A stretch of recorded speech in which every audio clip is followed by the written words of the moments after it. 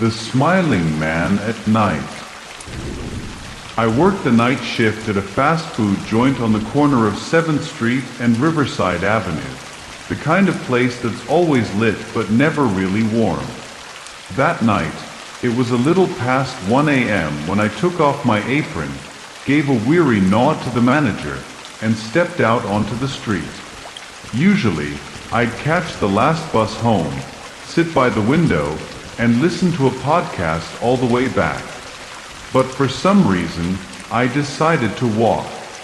The air was cool, and a light breeze brushed across my face, carrying with it the acrid scent of burnt grease, the musty dampness of alleyways, and the oddly misplaced sweetness of jasmine from somewhere I couldn't place. I figured I just needed a bit of quiet.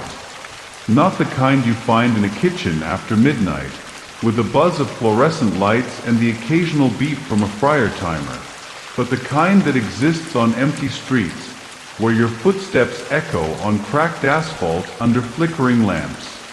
Just a short walk, a few blocks, from the commercial strip to the rundown residential zone where I rented a third-floor unit. Maybe 20 minutes tops, or so I thought. The city isn't ever truly silent at night. It has its own language, wind whistling through iron gates, rats rustling behind phone repair shops, and now and then, the distant wail of an ambulance. But that night felt quieter than usual. Stranger. The street lamp at the end of the alley flickered like it was gasping its last, casting a jaundiced light that pulsed and faded, stretching my shadow weirdly long across the pavement. Each time I passed a shuttered bar, the glass mirrored back a version of me, thin, exhausted, and somehow unfamiliar. I popped in my earbuds and played an old jazz playlist. A slow saxophone drifted through the still air, smooth and mournful. I shoved my hands into my jacket pockets and kept walking. My heart didn't pound. There were no bad omens, no gut feelings. Just the usual weariness after 8 hours at the Friar, and the same loneliness I carried every day. I had no idea that night that one small decision would be the reason I'd never walk alone again. And then, just around the next corner, I saw him, standing there, beneath the flickering streetlight. I noticed him the moment I turned onto the 3rd Street, a narrow, dim stretch barely lit by a sputtering old lamp. The streetlight above flickered in a strange rhythm, slow and deliberate, like the shallow breath of someone dozing uneasily. And right beneath that flickering light, he stood there, silent, motionless, facing me from no more than 20 meters away. At first glance, I thought he might be homeless. Tall, stick-thin, his back slightly hunched as if burdened by some invisible weight. His clothes looked like scraps of old fabric sewn together. A long gray coat faded from age, frayed at the cuffs, and a pair of pants that nearly dragged across the ground, smeared with dirt. There wasn't a sound from him. No breathing, no footsteps, not even the rustle of cloth. Just a still presence, like a phantom forced into flesh. I froze. Instinct started hammering in my chest. Under the unsteady light, his face gradually took shape. His skin was pale, deathly pale, as if it hadn't felt sunlight in years. His eyes were wide open, unmoving, disturbingly white, almost lacking pupils altogether. But what truly chilled me to the bone was the smile. That twisted smile stretched impossibly wide. So far I thought the corners of his mouth had been cut. He was smiling, yes, but not out of joy or friendliness. It was a hollow grin, utterly detached from the wide, frozen eyes above. A smile that didn't belong to a living man, but one carved into a wax figure, unnatural, stiff, permanent. He didn't move, didn't speak, didn't reach out, just stood there, his head tilted slightly to one side, that same vacant smile fixed on his lips, and his eyes still wide and locked on me. I blinked. He was still there. I looked around. No one. No cars. No pedestrians. Just me, that grinning figure under the flickering light, and the faint sound of jazz trickling through my earbuds, which now sounded like some eerie lullaby coaxing the night. I cleared my throat, partly to ground myself, partly out of fear. "You okay there?" I called out, trying to keep my voice steady. No response. Not a twitch. He just kept smiling. Something inside me began to crack. That strange unease from earlier was now unmistakable fear. Not the kind born from danger or the threat of violence, but a primal fear, the kind that kicks in when you sense you're being watched not by a man, but something pretending to be one. I stepped back. He didn't move. I turned around and started walking faster. Not running, not yet, but my pace picked up and I could feel a cold sweat creeping along my back. I walked several meters, then paused. I had to be sure. I looked over my shoulder.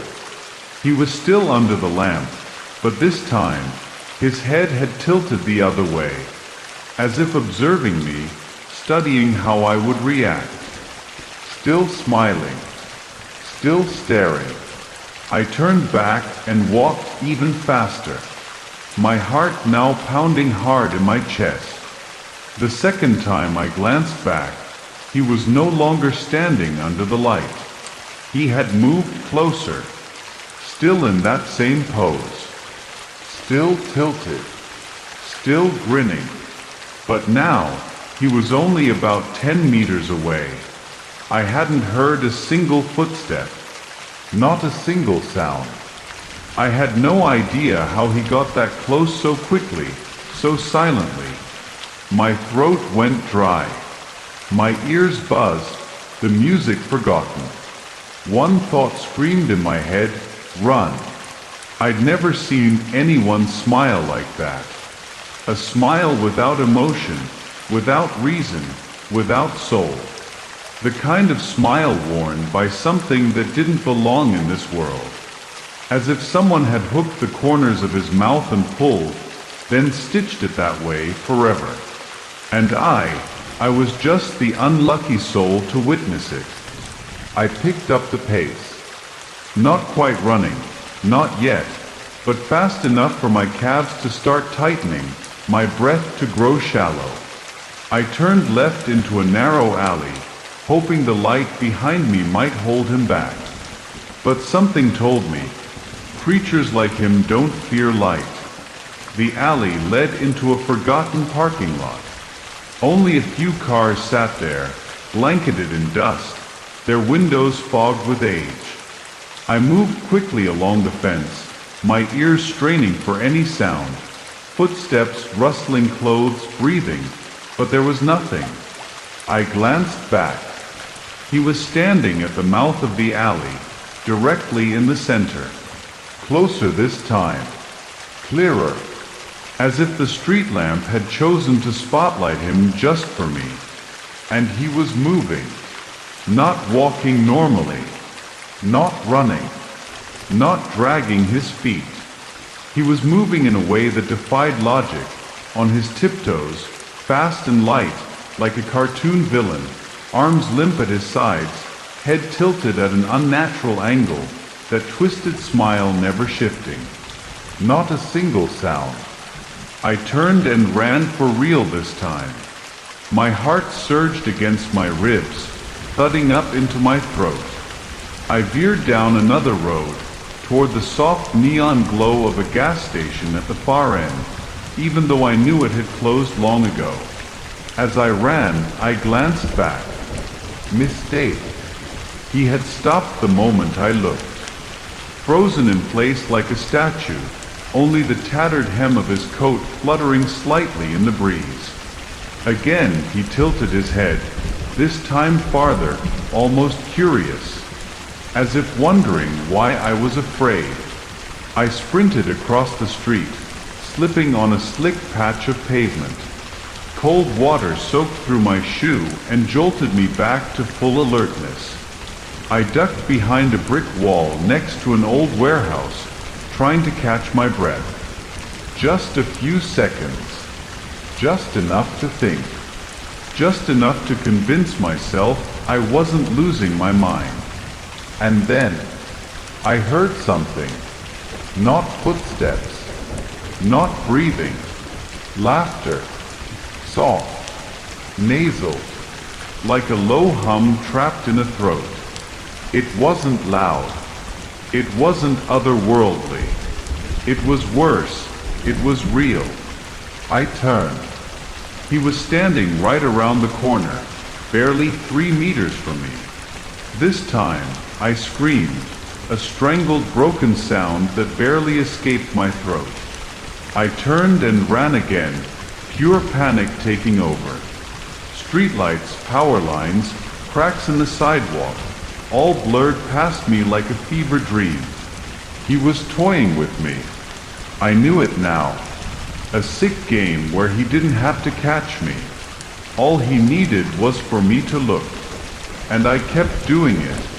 At every turn, every moment I thought I was safe, I looked over my shoulder, and each time he was closer.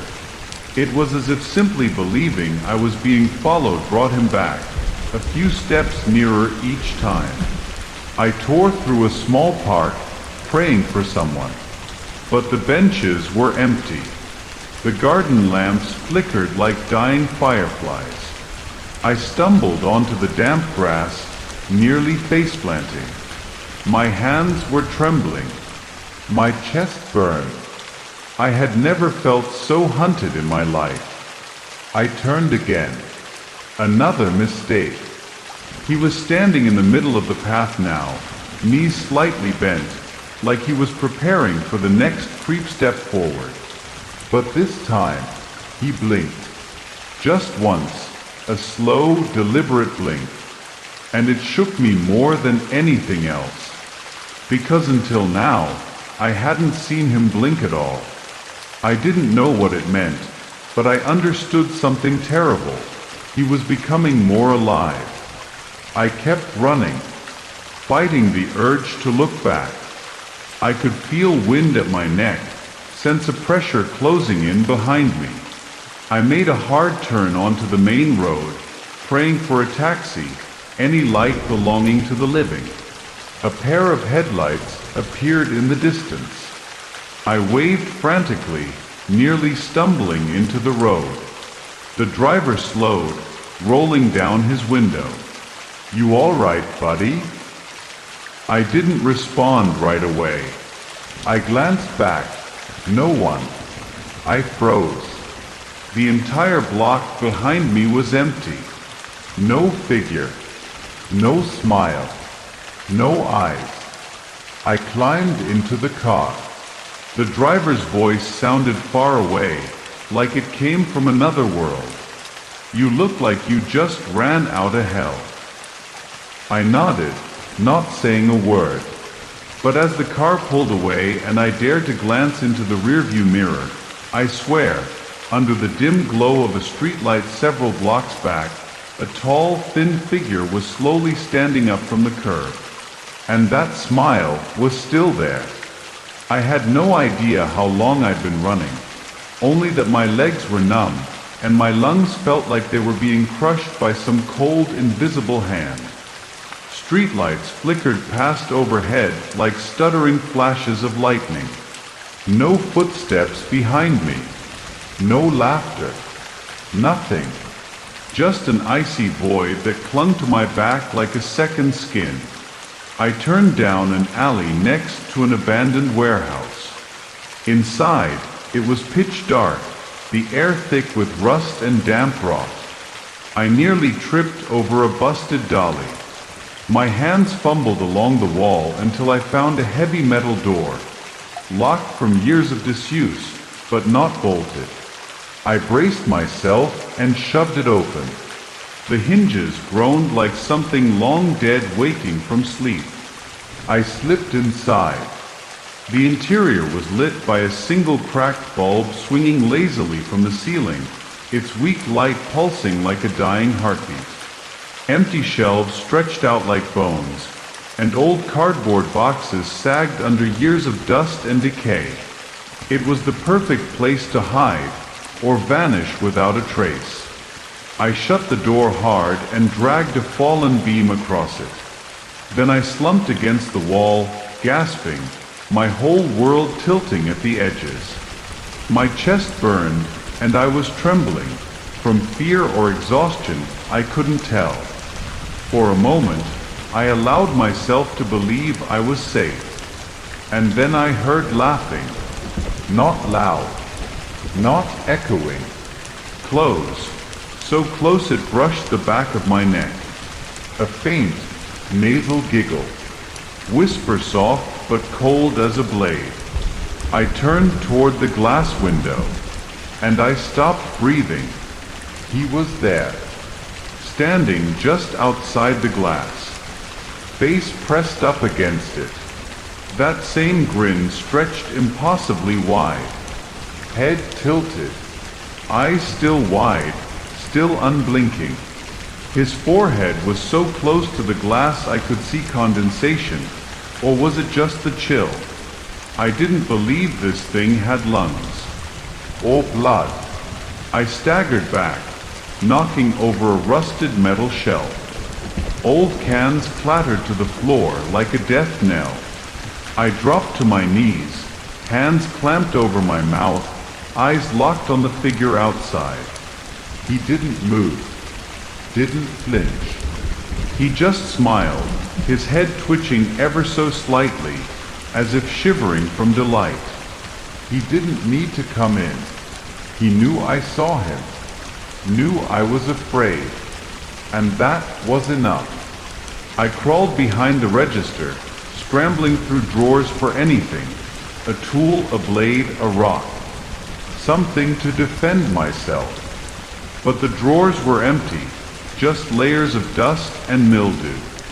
Then I heard it, click, a tiny sound, barely there. But in that silence, it might as well have been a scream. I turned.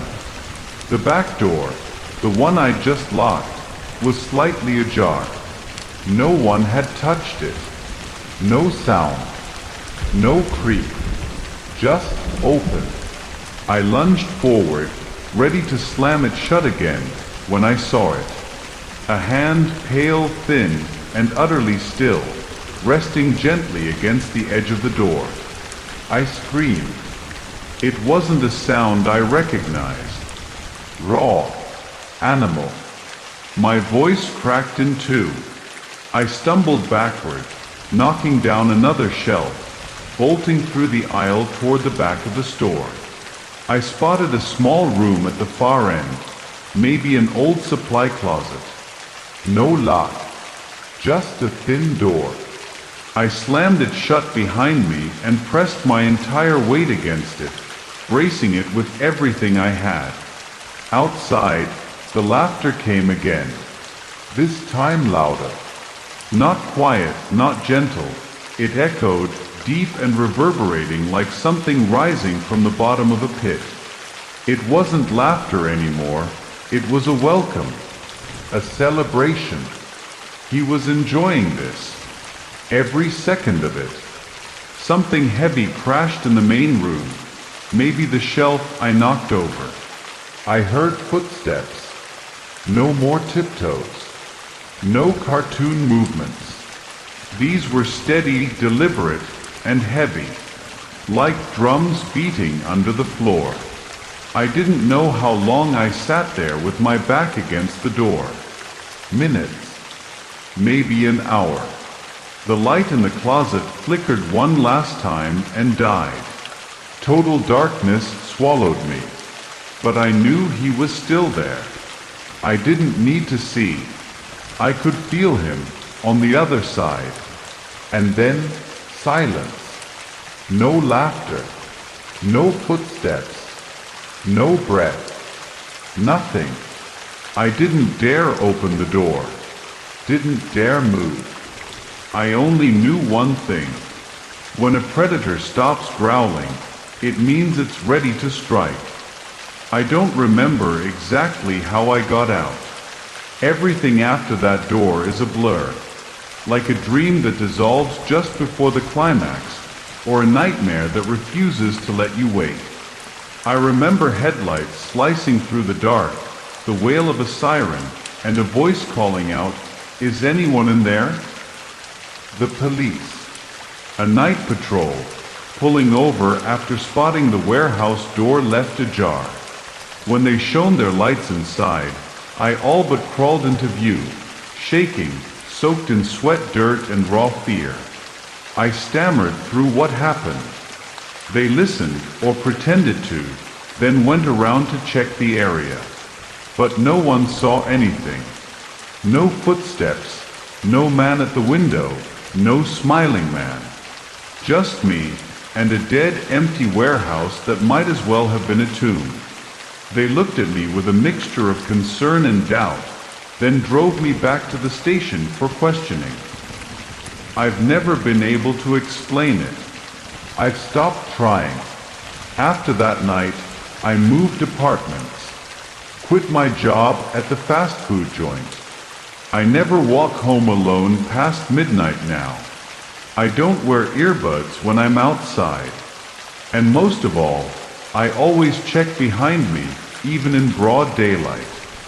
Sometimes when a streetlight flickers, or I see a figure standing motionless beneath a hazy orange glow at night, my heart seizes up. A small part of me always thinks, he's back. I don't know who or what he is. I don't know where he came from or what he wanted. But I know one thing for certain. If one night you see a tall, thin man standing beneath a street lamp at 3 a.m., his head tilted, wearing a smile that never blinks, don't look back a second time.